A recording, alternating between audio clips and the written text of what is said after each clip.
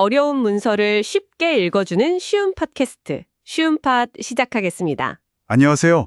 오늘은 어떤 주제인가요? 네, 오늘은 우리 구독자님들, 특히 이제 자녀분들 고등학교 보내시는 학부모님들, 또 곧 고등학생이 될 우리 학생 구독자님들이 정말 주목하셔야 할 내용인데요. 네. 중요한 내용이겠네요. 바로 경기도교육청 2025 고교학점제 추진 계획입니다. 이게 2025년부터 고1에게 바로 적용되는 거잖아요. 맞습니다. 정말 큰 변화죠. 그래서 많은 분들이 궁금해하시고 또 뭐랄까 조금 불안해하실 수도 있을 것 같아요. 그래서 오늘 저희가 그 핵심만 딱 뽑아서 알기 쉽게 설명해 드리려고 합니다. 네, 좋습니다. 고교 학점제. 이게 단순히 제도만 바뀌는 게 아니라 고등학교 생활의 어떤 패러다임 자체가 바뀐다고 봐야 하거든요. 패러다임의 변화라. 네. 가장 큰 변화는 역시 학생이 직접 과목을 선택한다는 점이겠죠? 그렇죠. 예전에는 그냥 학교가 짜준 시간표대로 수업 들었잖아요. 네, 그랬죠. 그런데 이제는 좀 대학생처럼요. 자기 진로나 적성에 맞춰서 과목을 직접 고르는 거예요. 골라서 듣고 학점을 따서 졸업한다. 네, 맞아요. 3년 동안 총 192학점 이상을 따야 졸업할 수 있습니다. 192학점. 적지 않네요. 그렇죠.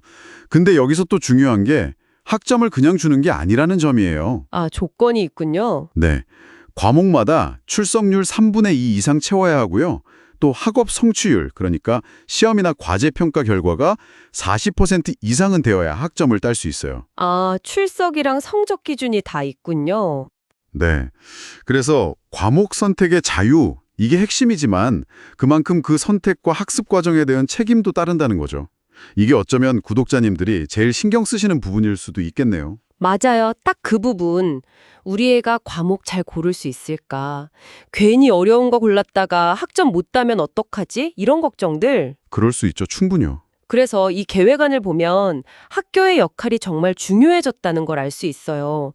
그냥 과목만 열어주는 게 아니라 1학년 때부터 진로 탐색 활동을 막 강화하고요. 네네. 학생 개개인이 자기 학업 설계를 할 수 있도록 뭐 예를 들면 진로 집중 학기 같은 걸 운영해서 체계적으로 지원하도록 되어 있더라고요. 맞습니다. 학생의 학습 선택권을 실질적으로 보장하려고 여러 장치를 마련했어요. 예를 들어서 내가 듣고 싶은 과목이 우리 학교에 없을 수도 있잖아요. 그럴 수 있죠. 모든 학교가 모든 과목을 열 수는 없으니까. 네. 그럴 때는 이제 인근 학교랑 같이 수업을 듣는 온 오프라인 공동교육 과정이라는 게 있고요. 아, 다른 학교랑 같이 듣는 거군요. 네.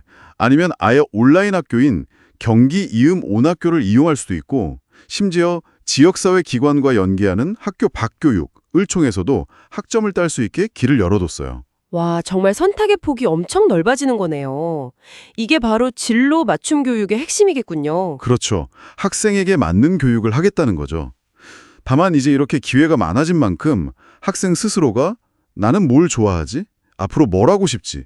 이런 고민을 좀 더 일찍 그리고 좀 깊이 있게 시작해야 할 필요는 있겠습니다. 네, 그 고민의 과정이 정말 중요해지겠네요. 자, 그럼 평가는 어떻게 달라지나요? 이것도 정말 궁금한데요. 기존 내신하고는 많이 다른가요? 네, 평가 방식도 크게 바뀌는 부분 중 하나인데요. 네. 이것도 우리 학부모님들, 학생 구독자님들 관심이 많으실 거예요. 네, 그렇죠.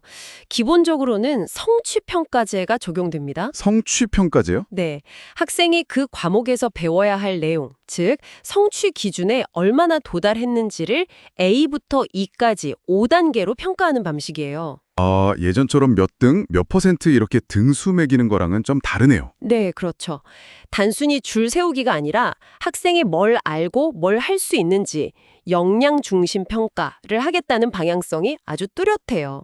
수업 중에 이루어지는 과정 평가 비중도 커질 거고요. 역량 중심 평가, 과정 평가 중요하겠네요. 네, 그리고 여기서 또 하나 중요한 게 책임 교육이라는 건데요. 책임 교육이요? 만약에 학생이 아까 말씀드린 기준, 출석률 3분의 2랑 성취율 40% 이걸 못 채워서 학점을 못 따게 되면 어떡하냐. 네, 그러면 그냥 F 학점 받고 끝인가요? 아, 그게 아니라는 거죠. 그냥 그냥 낙제시키는 게 아니라 최소 성취 수준 보장 지도라고 해서 별도로 보충 지도를 해줘요. 그래서 다시 학점을 딸 기회를 준다는 겁니다. 아, 구제책이 있군요. 다행이네요. 네, 뒤처지는 학생 없이 최소한의 성취는 이룰 수 있도록 돕겠다는 그런 의지가 담겨 있는 거죠. 그럼 가장 궁금한 거, 대입, 대학은 어떻게 가나요? 성취평가만 가지고 가나요? 아, 이것도 정말 많이들 물어보시는데요. 네, 제일 민감한 부분이죠. 계획에 보면 대입 연계성도 당연히 고려하고 있습니다.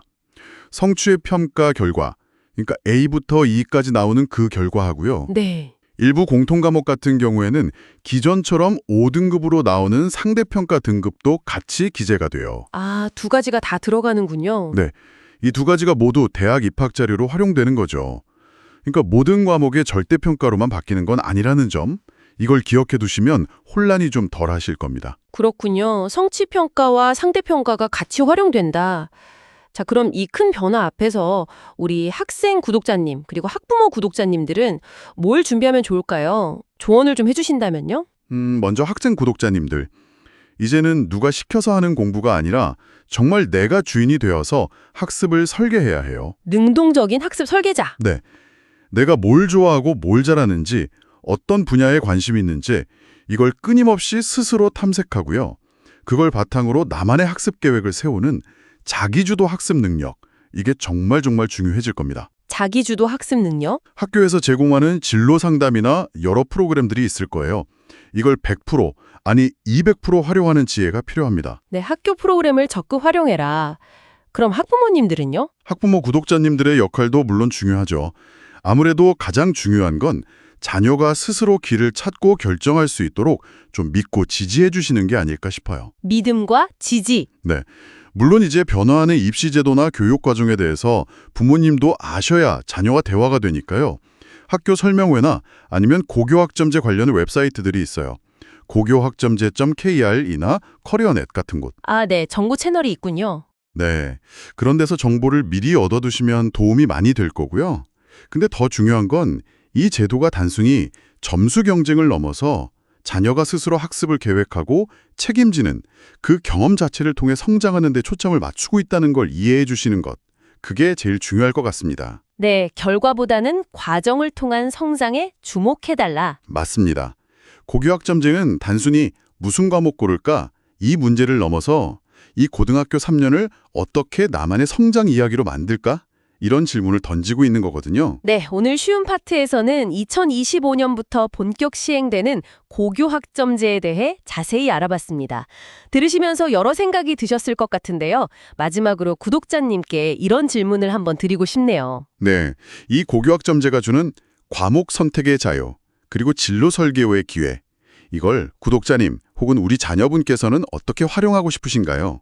그냥 좋은 성적, 좋은 대학, 이것도 물론 중요하지만 이걸 넘어서 이 과정을 통해 고등학교 3년 동안 정말 키우고 싶은 나만의 역량은 무엇일지 한번 진지하게 고민해 보시는 건 어떨까요? 이상으로 오늘의 쉬운 파트를 마치도록 하겠습니다. 지금까지 쉬운 파트 시청해 주셔서 감사합니다.